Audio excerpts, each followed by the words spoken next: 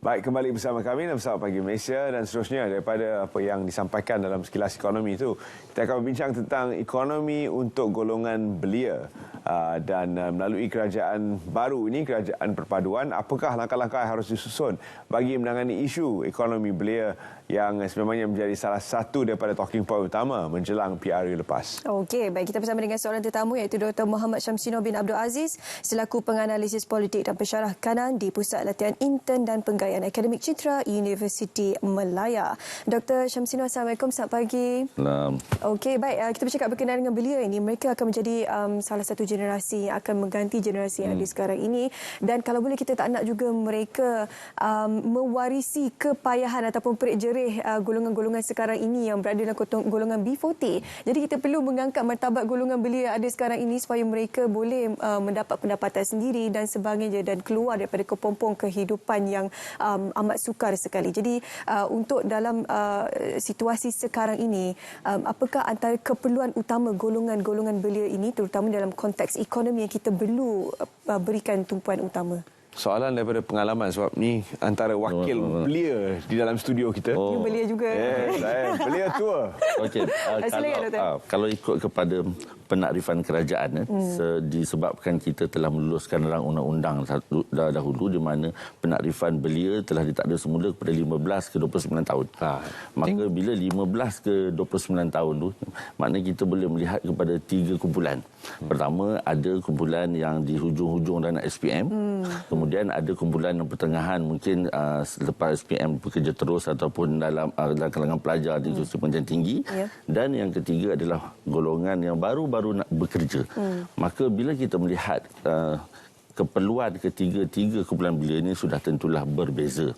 Tapi saya kira dalam perbincangan kita pada hari ini, kita menumpukan bukanlah kepada golongan pelajar ni, tetapi kepada sama ada kumpulan yang sekitar 18 ke 29 tahun ni. Dan untuk mereka ni, kalau kita lihat memanglah keadaan pada hari ini dikatakan sedikit sukar. Saya tidak katakan sangat sukar, sebabnya kalau kita lihat kepada pertumbuhan ekonomi Malaysia, terutamanya pada suku ketiga di mana kita berjaya mencatatkan pertumbuhan KDNK unjurannya dengan 14.2%, dua angka sangat tinggi. Maknanya saya kira untuk golongan belia ada cahaya pada tahun hadapan. Sekalipun dunia pada hari ini kita boleh katakan pelbagai teori mengatakan bahawa kita akan mengalami kegawatan global yang global lah. Tetapi saya kira Malaysia ada ruang dan peluang yang besar. Dan untuk itu golongan belia kita juga perlu mengambil ruang dan peluang ni. Terutamanya kalau kita faham antara isu utamanya adalah seperti kos sara hidup untuk kumpulan-kumpulan yang sedang belajar dan ataupun untuk kumpulan yang baru bekerja. Sehubungan itu saya rasa adalah menjadi satu tanggungjawablah kepada kerajaan. Kerajaan dahulu ke kerajaan sekarang ke untuk terus membela kumpulan belia. Sebab semua orang selalu letak slogan belia adalah pewaris kepada masa hadapan negara. Maka untuk kita, kalau kita nak makan durian, dia tak boleh tanam hari ini, minggu depan makan. Sudah tentulah kita akan tanam awal, kita baja cantik-cantik kemudian untuk generasi yang akan datang. Maka bertitik tolaklah daripada itu, maka saya kira kerajaan perlu memainkan peranan dengan memberikan insentif-insentif yang terbaik untuk kumpulan belia. Anggapkan ini sebagai satu bentuk investment. Tambahan pula kita lihat dalam pilihan raya yang lepas, dalam kempen pilihan raya yang lepas, banyak adanya kempen adanya manifesto yang menjurus kepada kepentingan belia dan sebagainya.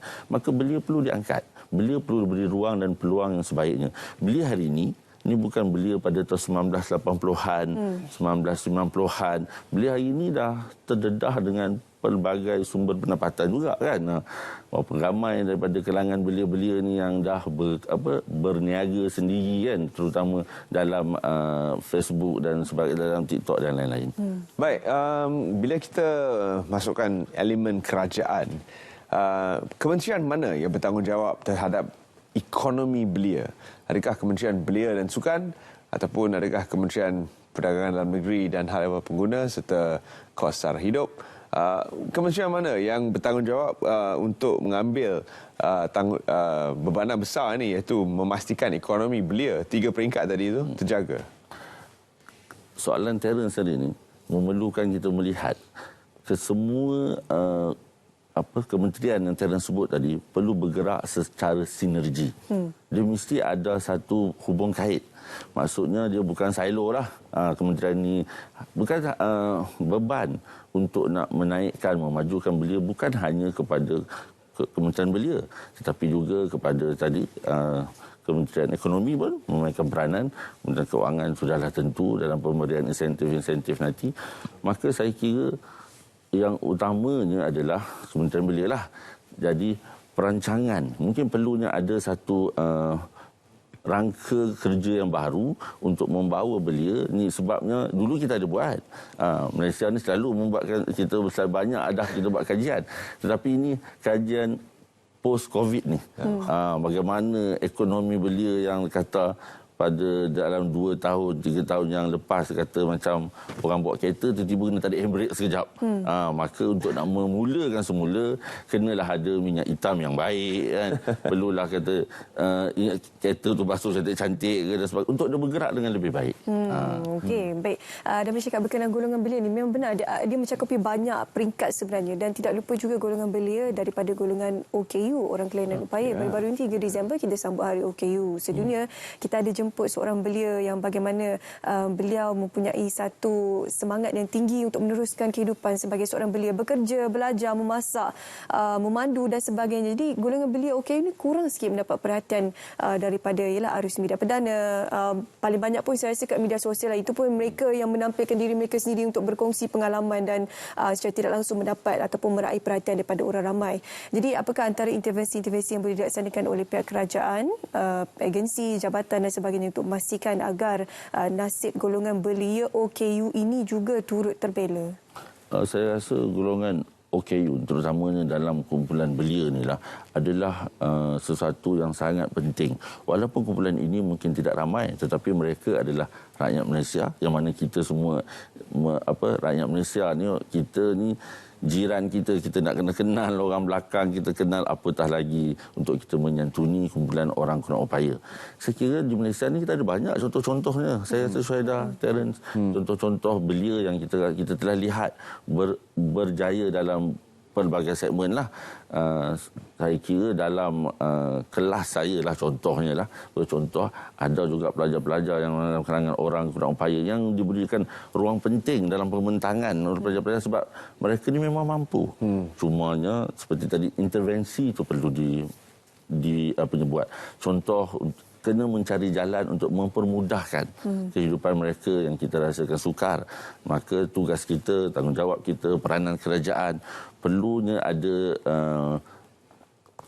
supaya kita rasa yang merasakan kesusahan itu bukan sekadar OKU itu, tetapi juga sahabat-sahabat, rakan-rakan perlu memberikan demand kepada pihak kerajaan ni. Baik, kalau kita perhatikan dari segi struktur belia tu, sebenarnya keperluan mereka adalah berbeza. Namun apakah yang boleh kita hubung kaitkan sesama 3 golongan ini adalah mereka daripada generasi yang sangat celik IT. Mereka tidak lari daripada dikatakan adalah digital nomad. Jadi strategi untuk menyantuni mereka juga perlulah berbeza berbanding dengan generasi sebelum ini. Namun dalam pada itu dikatakan belia zaman sekarang ni dia kurang setia dengan pekerjaan. Dia faktornya akan tu? Apa ada faktornya tu? Kenapa ada faktor. Dia boleh lompat dengan mudah. Jadi dia akan melompat dari satu tempat ke satu tempat yang lain. Jadikan majikan-majikan yang ingin menggaji golongan belia ni pun terfikir 2-3 kali. Adakah saya perlu memberi galakan, invest dalam dia punya training dan sebagainya. Lepas tu dia tinggalkan saya begitu saja. Terasa. Saya rasa trend ni sebegini bukan saja berlaku di Malaysia lah, pada 3 golongan, tapi di seluruh dunia. Dengan adanya tadi kecanggihan teknologi, kita pula dengan menuju 5G dan AI dan sebagainya, maka golongan belia ni adalah kumpulan yang kita kata cerdik. Maka atas faktor itu, kalau kita lihat ekonomi gig lah terutamanya kan, dia orang nak yang fleksibel, tak nak lagi terkongkong, dia nak kalau boleh masa dia bekerja dia juga diberi peluang untuk melihat telefon. Benar, kalau pada kumpulan majikan yang kita kata tradisional lah, mana boleh bekerja dalam senario macam tu. Maka saya kira adalah penting juga untuk kita memberikan peluang, kita membuka ruang lebih luas untuk ekonomi gig ni. Insentif boleh diberi. Bukanlah sekadar daripada segi insentif cukai, orang ni belum lagi ni, belum sampai lagi dah level tu. Tetapi adalah daripada segi bantuan, terutamanya saya kira adalah daripada segi training ataupun latihan. Sebagai contoh belia India, dulu bila Amerika dia nak buat kartun, ni saya tengok satu bila dia nak buat kartun, mereka dia punya production tu adalah dibuat di negara India. Sebab itulah kata JP Morgan bahawa dalam 2030 nanti India akan jadi salah satu ekonomi kuasa ekonomi negara dunia yang utama. Sebabnya mereka bukan sekadar mereka mendapat ilmu tu bukan sekadar di dalam universiti, tapi pada waktu dia mendapat pelaburan dan mendapat sekali dengan ilmu tu. Maka kalau kita kira seperti India tadi, rakyat Malaysia juga, belia-belia Malaysia juga boleh lebih lagi lah, sebabnya kita dah ada platform yang baik. Kita dengan universiti kita yang dalam bidang IT lah terutamanya, saya kira cukup banyak lah. Bidang animasi sekalipun malah mendapat tempat di negara jiran seperti di Indonesia. Baru-baru ini di Jepun juga ialah bidang animasi kita mendapat tempat. Bayangkan anime itu antara satu kata dunia gegasi animasi, dan Malaysia berjaya menembusi pasaran di Jepun. Satu perkara yang hebatlah, dan diterajui oleh golongan-golongan belia yang meminati grafik, animasi dan sebagainya. Satu lagi aspek lain berkenaan dengan golongan belia ni, kita nak bercerita berkenaan dengan underemployment. Jadi pekerjaan yang mereka lakukan itu tidak match dengan pendidikan dan sebagainya. Rugilah. Contohnya tadi kita bincang berkenaan dengan STEM, dia contoh ada pendidikan dalam mechanical engineering tapi kerja dalam ekonomi gig. Dan kita dah ada rugi kat situ, kepakaran inteleknya, kepintarannya dalam bidang STEM. Jadi bagaimana untuk kita mencari masalah ataupun solusi utama untuk menyelesaikan masalah underemployment ini? Saya kira memanglah isu underemployment di Malaysia ini boleh saya katakan kritikal. Kalau kita lihat, pertamanya ada dua kumpulan. Pertama, kumpulan yang dah pun belajar di institusi pendidikan tinggi kemudian tidak mendapat pekerjaan. Graduan menganggur peratusannya mencecah 20%. Ingat kita 22%, sangat tinggi. Jauh lebih tinggi daripada peratusan pengangguran di Malaysia lah, dari ini sekitar 7 ke 8%. Itu yang pertama, tak dapat kerja langsung. Kedua, yang dapat kerja tetapi bukan dalam bidangnya lah. So bila dia bukan dalam bidang, maka kita rasa mereka ni akan mendapat imbuhan ataupun gaji yang tidak setara dengan pendidikan mereka ada. Maka sejajar dengan itu, saya rasa pihak kerajaan telah melakukan beberapa langkah lah. Contohnya kita lihat adanya program SLIM, memberi ruang, maknanya sambil mereka diberikan ruang dalam sektor pekerjaan tetapi hanya sementara. Maka bertitik tolak daripada itu adalah sangat-sangat penting untuk pihak kerajaan memandang serius supaya adanya satu mekanisme di mana pekerjaan dan juga pendidikan yang telah mereka belajar sebagai contohnya disetarakan dengan gaji, sebab dia akan reflect balik kepada kos sara hidup dan sebagainya. Macam-macam kita kata pinjaman yang mereka nak kena bayar sewaktu selepas belajar nanti, dengan kos sara hidup yang tinggi. Kalau kita tengok iklan sekarang ni, ada juga, saya ingat ada satu iklan bilik, ada satu tilam macam ni, dengan iklannya RM300. Saya kira bagaimana belia nak duduk hanya, sedangkan kita hari ini bukan lagi bercakap tentang soal kemiskinan, tetapi kita juga perlu mengangkat elemen kesejahteraan dalam kehidupan. Dan saya kira belia-belia pada hari ini perlu diberikan ruang yang lebih besar. Kita lihatlah contohnya dalam pelbagai sektor, memang belia mula memainkan peranan yang baik. Tetapi isu ketidakpadanan antara pendidikan dan juga sektor pekerjaan dan juga gaji masih lagi timbul. Wow. Perlu buat kajian saya rasa. Ya, banyak poin-poin menarik yang telah kita bincangkan berkaitan dengan peranan belia dalam sebuah ekonomi. Daripada jumlah belia yang sedia ada dalam pengawasan tuan sendiri, adakah mereka ini akan berubah ataupun adakah ini trend yang akan mereka kekalkan? Dan jika mereka berubah, adakah pekerjaan yang kita cari untuk mereka sekarang akan sesuai apabila mereka telah berubah, iaitu meningkat dewasa dan mempunyai cara pemikiran yang berlainan dengan apa yang mereka ada sekarang? Saya rasa belia perlu melihat semula. Sebab mereka ni ramai. 15 ke 29 tahun. Kumpulan orang kata sihat, kuat, bijak lah. Maka kalau kita ambil lah contoh daripada segi satu teori dalam sains politik, di mana masyarakat, kita letaklah kumpulan belia, akan memberikan input dan juga memberikan dan akan memberikan input yang berupa demand dan support. Kumpulan belia perlu membuat permintaan kepada pihak kerajaan, kemudian kerajaan melaksanakan dasarnya datang semula kepada masyarakat, kepada belia untuk belia memberikan sokongan. Kalau benda itu perlu lagi ditambah baik, maka belia perlu terus memberikan demand, kemudian kerajaan buat dasar, dia kembali balik kepada kita, tengok nak bagi sokongan ke tidak dan sebagainya. Maka bertitik tolak daripada tu Terence dan Suhaida. Saya rasa belia hari ini memerlukan elemen wow. Wow yang pertama adalah belia perlu ada wawasan. Dia perlu ada satu iltizam. Sekarang ni katalah umurnya 21 tahun. Perlu ada target yang jelas. Kalau nak bergiat cergas dalam bidang pertanian, contohnya banyak ni negara tengah ni dengan isu food security ni, pertanian satu ruang yang besar sebenarnya kan. Maka mereka perlu ada target yang jelas. Ke mana tahap yang mereka nak bawa, nak pergi dalam tempoh yang akan datang. Yang kedua, saya kira ada O tadi, iaitu organisasi. Beliau perlu membuatkan demand. Tak kiralah beliau OKU ke, beliau dalam perlu buat demand secara organisasi ataupun perlu ada satu pertubuhan yang memberikan demand. Sebab orang kata satu lidi tak bagi kesan.